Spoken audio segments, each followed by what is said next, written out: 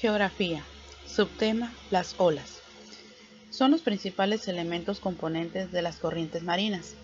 Las olas dan vida a las aguas que llegan a las costas, las cuales sufren la constante erosión que la fuerza de estas mismas genera al moldear las superficies terrestres costeras.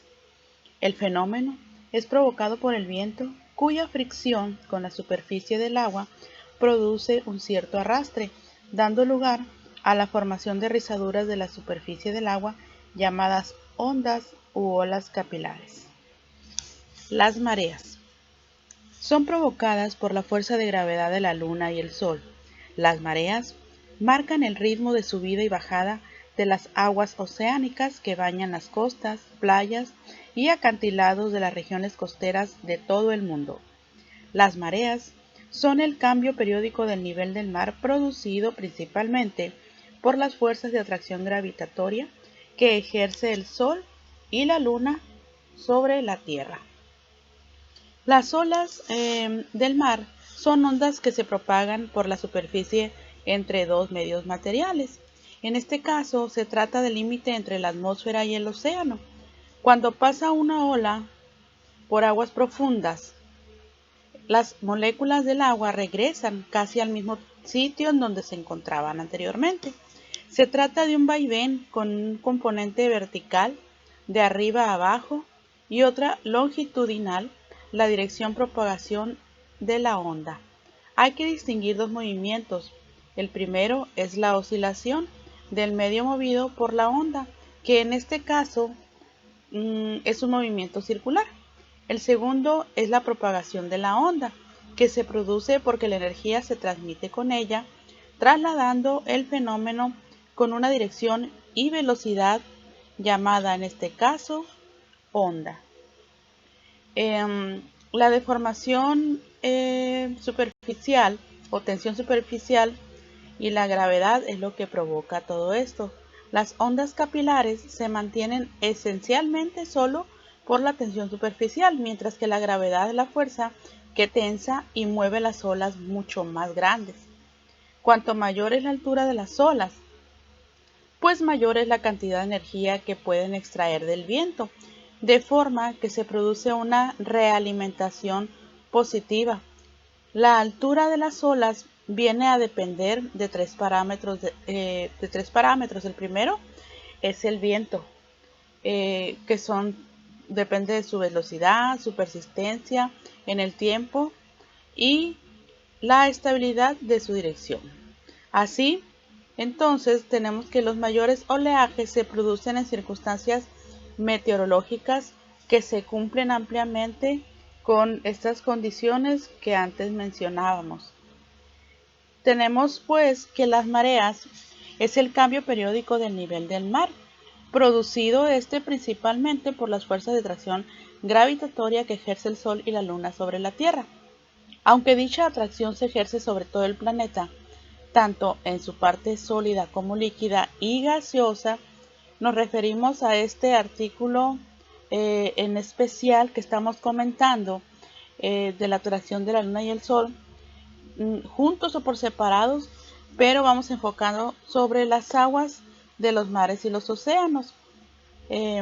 Puede ser que existan dos clasificaciones para definir los tipos de marea, específicamente la marea alta o premar. Esta se da cuando el agua del mar alcanza su altura más alta dentro del ciclo de las mareas. Se muestra en azul este tipo de mareas.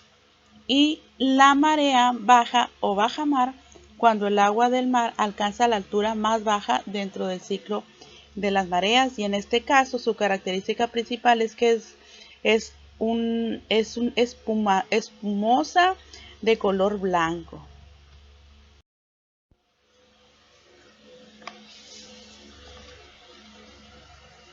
Propiedades de las aguas oceánicas. Tenemos primeramente las propiedades físicas, y la primera característica primer propiedad, el color.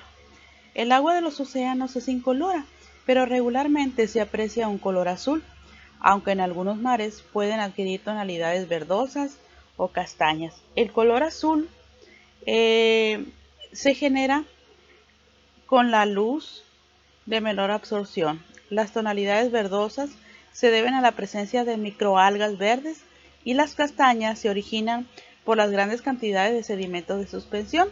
Las aguas rojas se deben a la proliferación de microalgas que son tóxicas. La segunda propiedad física corresponde a la temperatura. El agua oceánica es capaz de absorber gran cantidad de calor, es decir, tiene una capacidad calorífica alta. Sin embargo, la emisión del calor la realiza lentamente y por lo tanto la masa de agua oceánica juega un papel relevante en la regulación de la temperatura terrestre. La siguiente propiedad es la densidad. La densidad, debido al alto contenido de sales disueltas y la densidad de las aguas oceánicas, supera a la densidad de las aguas puras en un 2.7%. Esto hace que sea más fácil que un objeto flote en el océano en comparación a que flote en un río o un lago de agua dulce. La siguiente propiedad es la oxigenación. La oxigenación en las aguas oceánicas se produce aproximadamente 50% de este oxígeno terrestre, pero algunos estudios indican que han perdido cerca del 2% de oxígeno disuelto en los últimos 50 años. El aumento de la temperatura global promedio incrementa el calentamiento de las aguas oceánicas y disminuye el oxígeno disuelto que va hacia las aguas profundas más frías. La siguiente propiedad física es el movimiento.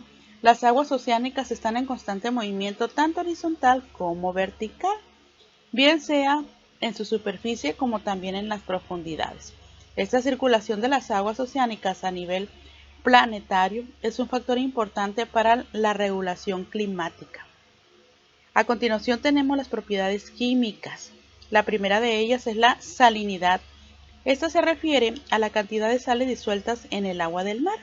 El componente inorgánico más abundante en las aguas oceánicas es la sal, como comúnmente la conocemos, o el cloruro de sodio, siendo este un 70% del total de los solutos disueltos.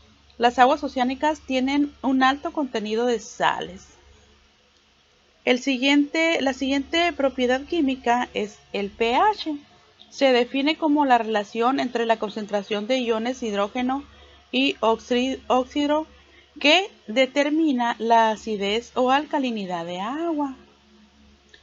El pH es un factor que forma parte del ambiente de los organismos y que determina su desarrollo, incluso su existencia.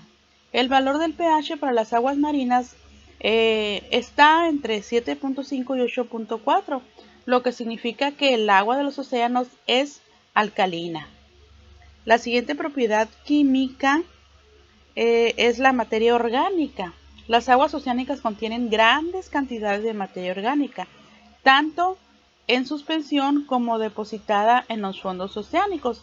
Esta materia proviene principalmente de los organismos marinos, pero también de organismos terrestres que se arrastran a los océanos desde los ríos.